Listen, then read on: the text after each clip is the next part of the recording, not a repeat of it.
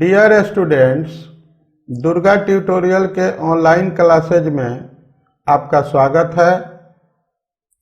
आज हम आपको पढ़ाने जा रहे हैं रैपिड प्रिपरेशन कोर्स के तहत 12th क्लास का बायोलॉजी यूनिट 1 यानी जनन का लॉन्ग क्वेश्चंस और आंसर्स। इसके पहले हम आपको यूनिट 1 के लिए ऑब्जेक्टिव, शॉर्ट क्वेश्चंस और हाइलाइट्स का वीडियो अपलोड कर चुके हैं। अगर आप उसे न देखे हो तो कृपया हमारे चैनल पर उपलब्ध है, देख लें। साथ ही इस कोर्स के लिए जो मार्किंग स्कीम है वो भी हम मार्किंग स्कीम और इंट्रोडक्शन वीडियो में डाल दिए हैं। ये पहले यूनिट का अंतिम लेक्चर है। प्रत्येक यूनिट 4 लेक्चर में बटा होगा। Chapter highlights, objective question and answers, short questions and answers और लॉन्ग क्वेश्चंस एंड आंसर्स।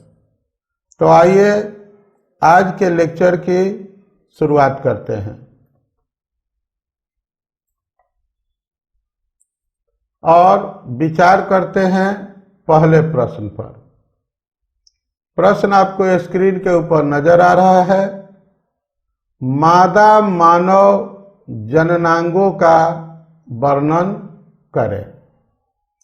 तो मानव मादा प्रजनन तंत्र में मादा जननांग और सहायक ग्रंथियां शामिल हैं तथा जो अंडा निर्माण, निषेचन, निषेचन के बाद की वृद्धि, भ्रूण निर्माण, भ्रूण परिवर्धन तथा शिशु के जन्म के लिए उत्तरदायी होती हैं। ये पेल्विक क्षेत्र में अवस्थित होता है। इसमें एक जोड़ा अंडाशय, एक जोड़ा अंडवाहिनी, फैलोपियन नलिका, गर्भाशय, सर्विक्स, योनि, बाह्य जननेंद्रिय, वेस्टिबुलर या बर्थोलिन्स ग्रंथियां तथा दुग्ध ग्रंथियां होती हैं। सबसे पहले अब हम बात करते हैं अंडाशय की। तो अंडाशय एक जोड़े होते हैं। यह गर्भाशय के दोनों तरफ एक एक अंडाशय होता है। यह मादा सेक्स हार्मोन स्रावित करता है। यह घनाकार जर्मिनल इपिथीलियम से घिरा रहता है। एस्ट्रोमा बाहरी कार्टेक्स तथा आंतरिक मेडुला ऊतकों से घिरा रहता है। कमजोर संयोजी ऊतक के रूप में ट्यूनिका एल्ब्यूजिनिया होता है। अंड जनन के दौरान प्रत्येक महीने ओवेरियन फॉलिकल परिपक्व होकर अंडक धारण करता है। यह क्यूमुलस बुफोरस से संयुक्त रहता है। अंडोत्सर्ग के दौरान ओवेरियन फॉलिकल फट जाती है, जिससे अंडे फैलोपियन नली में चले आते हैं तथा खुद वह कार्पस ल्यूटियम में परिवर्तित हो जाता है। यह मादा के सगर्भता के लिए भी हार्मोन स्रावित करता है। अब हम बात करेंगे फैलोपियन नलिका की, यानी फैलोपियन ट्यूब की। इस नलिका के अंतिम सिरे पर उंगलियों जैसी रचनाएं पाई जाती हैं, जिसके लंबे और चौड़े भाग को एम्पुला कहते हैं। इनफंडिब्यूलम तुरही की तरह होता है। इसका मुख्य काम अंडे को गर्भाशय में लाना है। यह निषेचन का स्थान होता है। गर्भाशय की बात करते हैं। यह एक खोखला तथा लचीला थैली जैसी रचना है।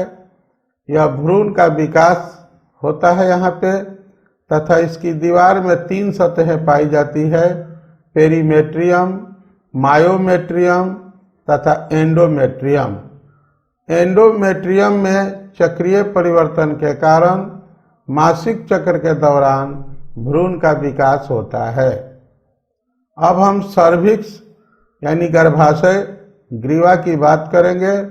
गर्भाशय का संकरा भाग जो जोनी की तरह इंगित होता है।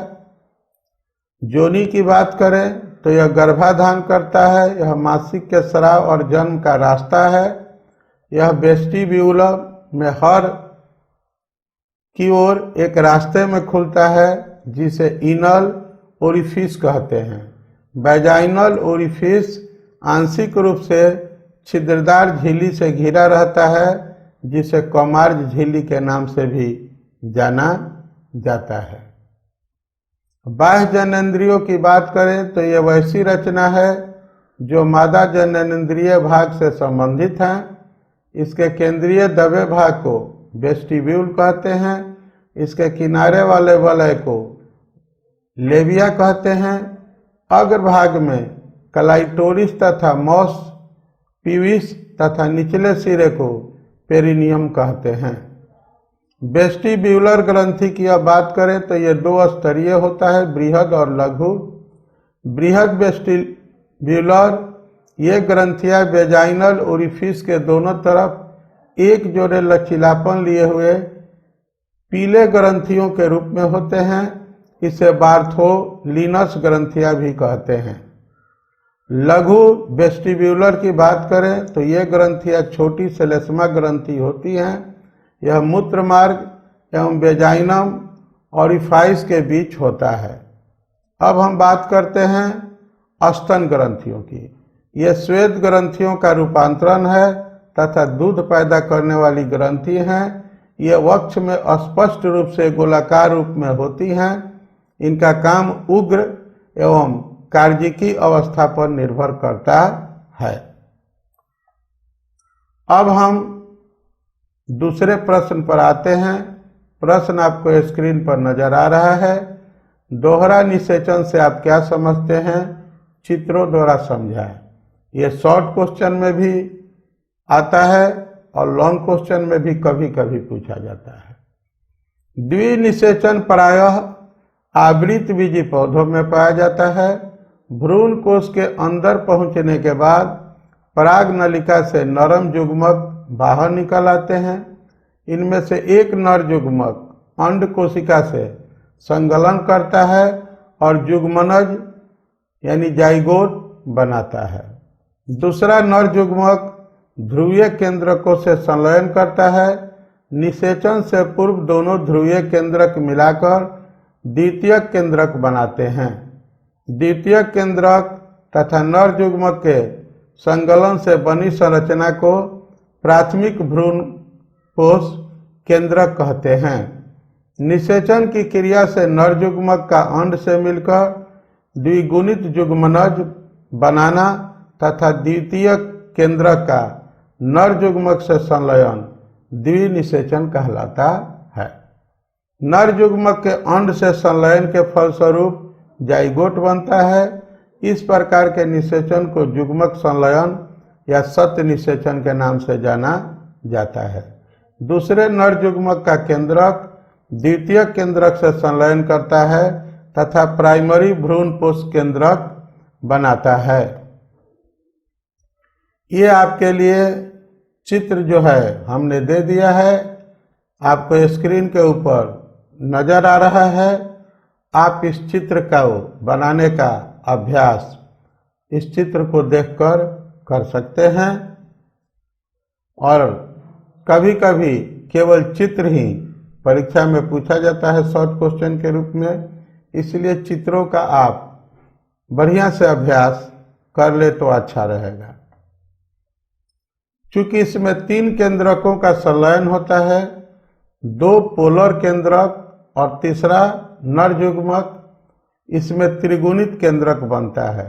इस प्रकार के संलयन को विसंलयन या त्रिसंलयन के नाम से हम लोग जानते हैं। अब हम बात करेंगे दोहरे निषेचन के महत्व की। तो द्विनिषेचन का आवृत बीजी पौधों में विशेष महत्व है। यदि पौधे में केवल संयुग्मन होता और त्रिसंलयन नहीं तो भ्रूणपोष नहीं बनेगा और उसके फलस्वरूप अविकसित भ्रूण वाला बीज बनेगा या बीज भ्रूणहीन हो जाएगा। द्विनिषेचन के फलस्वरूप दो भ्रूणपोष का निर्माण होता है। भ्रूणपोष ही भ्रूण को भोज्य पदार्थ उपलब्ध कराता है। भ्रूणपोष में मातृ एवं पितृ गुणसूत्र पाए जाते हैं। अंतः भ्रूणपोषीय कोशिकाओं में संकर ओज कारण शरीर क्रियात्मक आक्रामकता दिखाती है। अब आइए हम तीसरे प्रश्न पर चलते हैं। मासिक चक्र क्या है, यह हमने शॉर्ट क्वेश्चन में आपको बताया था। यहाँ ये लॉन्ग क्वेश्चन, इसमें और थोड़ा प्रश्न के हिस्से में कुछ पार्ट जोड़कर लॉन्ग क्वेश्चन बनाया गया है। मासिक चक्र क्या है? किसी महिला में मासिक चक्र के दौरान हुए विभिन्न परिवर्तनों का वर्णन करें। तो पहले बात करते हैं मासिक चक्र की। तो यह मानव मादाओं में लगातार बार बार होने वाले कातकीय परिवर्तन है जो औसतन प्रति 28 दिन के बाद इनके पूरे प्रजनन जीवन में रजोदर्शन से लेकर रजोनिवृत्ति तक केवल गर्भ धारण काल को छोड़कर संपन्न होते रहते हैं। ये चक्र हर बार जोनि स्राव जो अपर्दित गर्भाशय अंतःस्तर को यानी इंडोमेट्रियम को रक्त की कुछ मात्रा के साथ रखता है के रूप में लक्षण स्वरूप विसर्जित किया जाता है। रजोचक्र गोमेडोट्रोपिन्स व अंडाशयी हार्मोन के द्वारा नियंत्रित होता है। रजोचक्र की 3 प्रावस्थाएं रज, प्रचुरोद्भवन एवं स्रायी होती हैं। बात करते हैं सबसे पहले रज या आर्तव प्रावस्था की, जिसको मेंस्ट्रुअल फेज भी कहते हैं। यह रजोचक्र लैंगिक चक्र की प्रथम प्रावस्था है जो स्त्रियों में 3 से 5 दिन तक रहती है। इस काल में मादा जनन वाहिनी गर्भाशय का अंतःस्तर निकलकर धीरे धीरे रक्त, सीरम, तरल एवं श्लेष्मिक अंशों के साथ बहकर योनि से बाहर निकलता रहता है। इसकी कुल मात्रा 75 से 100 मिलीलीटर होती है। रजो प्रावस्था उस समय होती है जब अंडाशयी व गोनेडोट्रोपिन्स हार्मोन्स का अनुमापक कम होता है। दूसरा स्टेज है जिसको हम लोग एस्ट्रोजन प्रावस्था, प्रचुरोद्भवन प्रावस्था भी इसको कहते हैं, एस्ट्रोजन फेज कहते हैं इसको। रजोस्राव बंद होने के उपरांत प्रथम 2 दिन प्रचुरोद्भवन प्रावस्था के गर्भाशयी उपकला के पुनः निर्माण एवं टूटी हुई रक्त वाहिकाओं की मरम्मत करने में लग जाते हैं। इसके बाद 7 से 9 दिन तक गर्भाशय अंतःस्तर में वृद्धि होती है, इसकी मोटाई बढ़ जाती है, नमी रक्त कोशिकाओं का निर्माण होता है, गर्भाशय ग्रंथियां लंबी होकर कुंडल बनाती हैं, स्रावी कोशिकाएं और अधिक सक्रिय हो जाती हैं, जनन वाहिका की पेशियां और सक्रिय हो जाती हैं, योनि ग्रीवा में श्लेषिक तंतु बन जाते हैं जो शुक्राणुओं के गति करने हेतु निर्देशों नाल बनाते हैं। इस अवस्था की समाप्ति के बाद गर्भाशयी अंतःस्तर 3 mm मोटा हो जाता है। अब बात करते हैं ल्यूमिटल या स्रावी प्रावस्था की। यह प्रोजेस्टान प्रावस्था भी कहलाती है। यह 12 से 14 दिन का होता है। यह अंडोत्सर्ग के बाद आरंभ होता है। इस दौरान 2 प्रकार के परिवर्तन होते हैं। पहला को कहते हैं कॉपर्स ल्यूटियम। ध्यान दीजिएगा, कॉपर्स ल्यूटियम से आपको शॉर्ट क्वेश्चन पूछे जाते हैं। यह मुख्यतः प्रोजेस्टेरोन तथा कुछ मात्रा में एस्ट्रोजन हार्मोन को स्रावित करता है। प्रावरक कोशिकाओं द्वारा कुछ एंड्रोजीन्स भी स्रावित होते हैं। इसमें एलएच के प्रभाव से रिक्त ग्रेथियन पुटिका वृद्धि करती है। दूसरा है गर्भाशय अंतःस्तर, जिसको एंडोमेट्रियम कहते हैं। एलएच व प्रोजेस्टेरॉन दोनों गर्भाशयी अंतःस्तर की और वृद्धि करने तथा मोटा होने में सहायक होते हैं। एंडोमेट्रियम की मोटाई 5 से 6 mm हो जाती है। अब हम चौथे प्रश्न पर आते हैं। आज के चौथे प्रश्न पर हम विचार करते हैं। बीज से आप क्या समझते हैं? किसी एक बीज की निर्माण प्रक्रिया का वर्णन करें। यह काफी महत्वपूर्ण प्रश्न है। तो बीज एक प्रकार का परिपक्व ओव्यूल है जो पुष्पी पादपों के लैंगिक जनन का अंतिम उत्पाद है। बीज का विकास फल के अंदर होता है। प्रत्येक बीज में एक या दो बीजावरण, एक या दो बीजपत्रक एवं एक भ्रूण अक्ष स्थित होता है। बीजों को संचित भोजन के आधार पर दो प्रकार में बांटा जाता है। अल्ब्यूमिनस या भ्रूण पोष रहित बीज जैसे मटर, चना आदि के बीज। ऐसे बीजों में भ्रूण के विकास हेतु भोज पदार्थ मोटे बीज पत्रक में संचित रहता है। दूसरा है अल्ब्यूमिनस या भ्रूण पोषी बीज जैसे गेहूं, मक्का, रेड़ी आदि के बीज। ऐसे बीजों में भ्रूणीय विकास हेतु भ्रूण पोष में ही भोजन संचित रह जाता है। बीज निर्माण निषेचन के उपरांत जुग्मनज वृद्धि कर भ्रूण का निर्माण करता है, जबकि प्रारंभिक भ्रूण पोष कोशिका से भ्रूण पोष का विकास होता है। भ्रूण को पोषण देने के लिए होता है। भ्रूण पोष नुसेलस को, जबकि भ्रूण पोष को आंशिक या पूर्ण रूप से खा जाता है। भ्रूण के विकास के साथ ही साथ भ्रूण वृद्धि अवरोधक निर्माण हो जाता है जो भ्रूण के आगे के विकास को रोक देता है। फलतः भ्रूण सुषुप्तावस्था को प्राप्त कर लेता है। भ्रूण वृद्धि बड़े साथ ही साथ इंटुगुमेंट बड़ा हो जाता है। इसके बाह्य परत बहुकोशिका स्तरों के रूप में मोटी हो जाती है।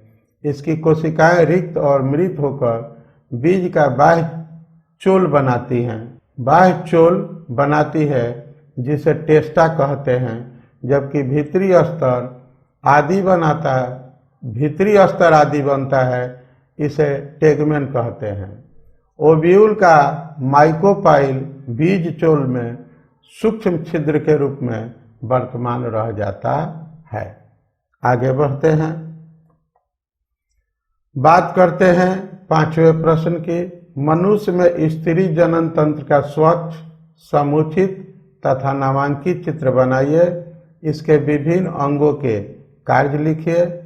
हमने मादा जनन अंग का सचित्र वर्णन करें। इसके पहले भी आपको इस टाइप का एक प्रश्न कि मादा जनन के विभिन्न अंगों का वर्णन करें, उससे मिलता जुलता ये प्रश्न है। ये चित्र आपको स्क्रीन के ऊपर नजर आ रहा है। शॉर्ट क्वेश्चन में भी ये चित्र हम आपको दिए थे, वहां पर केवल चित्र दिया गया था। तो मानव स्त्री जननांग के भाग और कार्य निम्नलिखित हैं। पहला है अंडाशय। उदर गुहा में एक जोड़ी अंडाशय होते हैं जो अंडाणु का निर्माण करते हैं तथा मादा हार्मोन स्रावित करते हैं। दूसरा है अंडवाहिनी। अंडाशय के नीचे कुपी नुमा लंबा नाल होता है जिसे फैलोपियन नलिका कहते हैं। इसका एक संकरा सिरा गर्भाशय में खुलता है। यह नाल अंडाणुओं के निषेचन होने तक भंडारण एवं पोषण का कार्य करती है।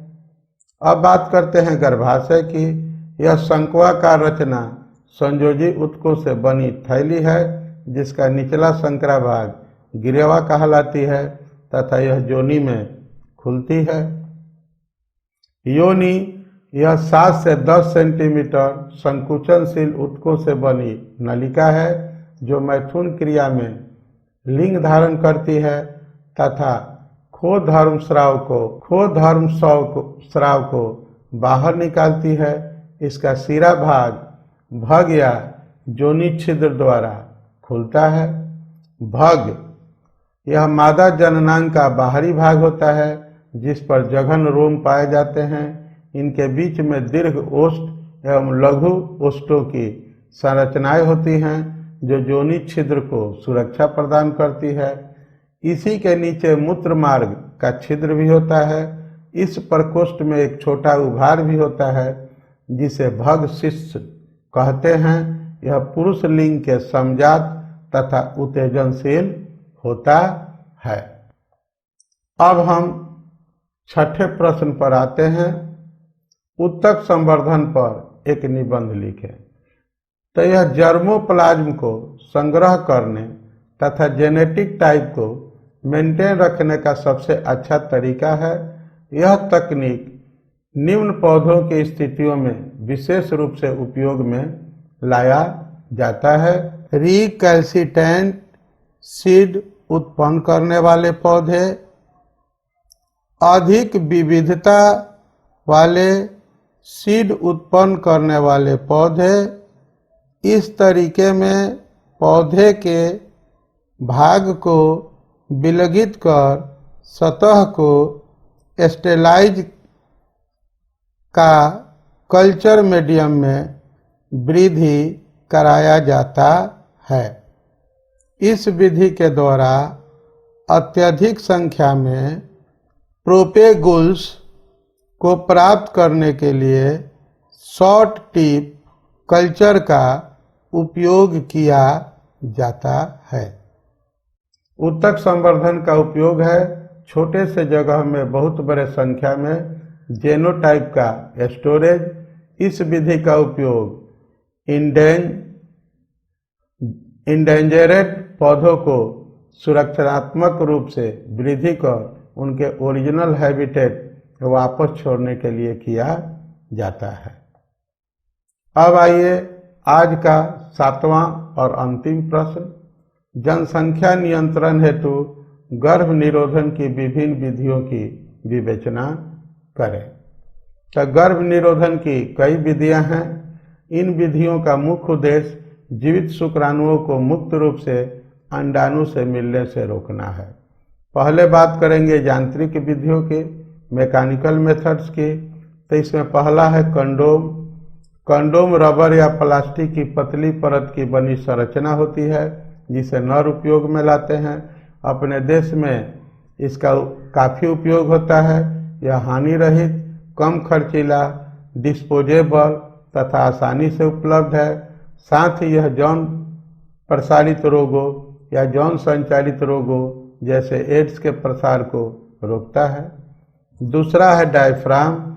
यह संश्लेषित रबर या प्लास्टिक की बनी कपनुमा रचना है। इसे स्त्री की योनि में बैठा दिया जाता है ताकि शुक्राणु युक्त बीज गर्भाशय में प्रवेश न कर पाए।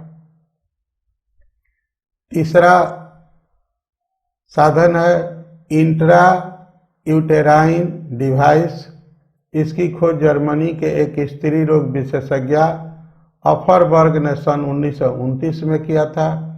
इसके अंतर्गत कॉपर टी तथा लूप आते हैं। सामान्यतः ये पॉलीइथिलीन या दूसरे पॉलीमर के बने होते हैं। इसे गर्भाशय में प्रत्यारोपित किया जाता है। इससे गर्भाशय की दीवार से अधिक मात्रा में म्यूकस का स्रवण होता है।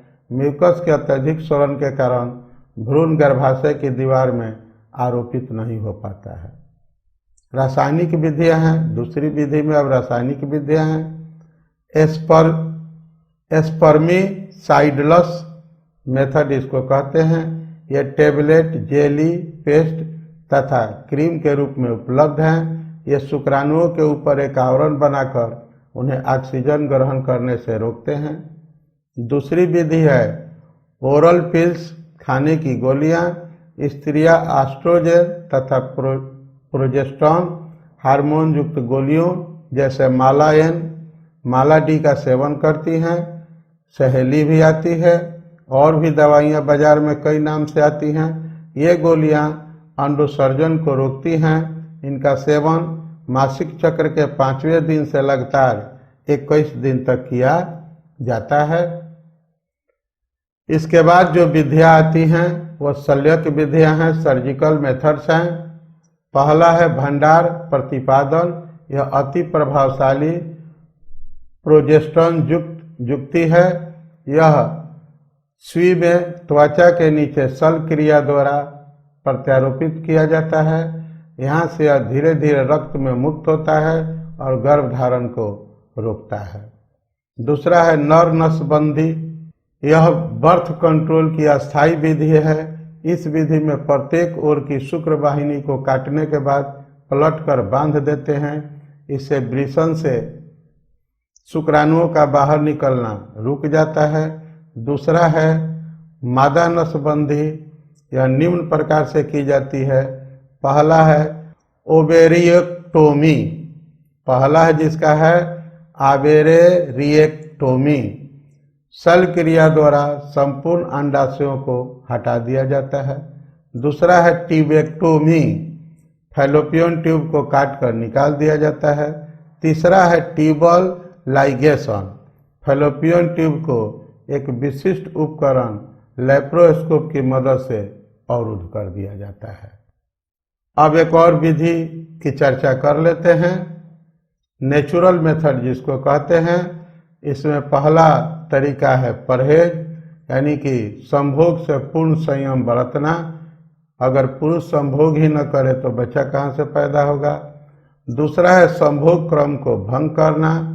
और तीसरा है सामंजस्य विधि, इसे कैलेंडर विधि भी कहते हैं। यह इस तथ्य पर आधारित है कि अंडोत्सर्ग मासिक चक्र प्रारंभ होने के 12 से 16 दिनों पूर्व होता है। अगर 9वें से 17वें दिन के बीच संभोग से परहेज किया जाए तो गर्भधारण को रोका जा सकता है। यानी कि मासिक चक्र शुरू होने के 9 से 17 दिन के बीच पुरुष स्त्री के साथ सहवास न करे, संभोग न करे तो गर्भधारण को रोका जा सकता है। इसी के साथ हमारा ये आज का लेक्चर समाप्त होता है। अब हम फिर दूसरे यूनिट का चैप्टर हाइलाइट्स, ऑब्जेक्टिव, शॉर्ट और लॉन्ग क्वेश्चन के साथ पुनः आपसे मिलेंगे। तब तक के लिए धन्यवाद, थैंक यू। आप देखते रहिए हमारा बायोलॉजी का रैपिड प्रिपरेशन कोर्स। अन्य विषयों का भी रैपिड प्रिपरेशन कोर्स हमारे चैनल पर उपलब्ध है। और अंत में हम आपको मॉडल सेट भी उपलब्ध कराएंगे। ऑनलाइन एग्जाम की भी व्यवस्था करेंगे। तब तक के लिए थैंक यू, धन्यवाद।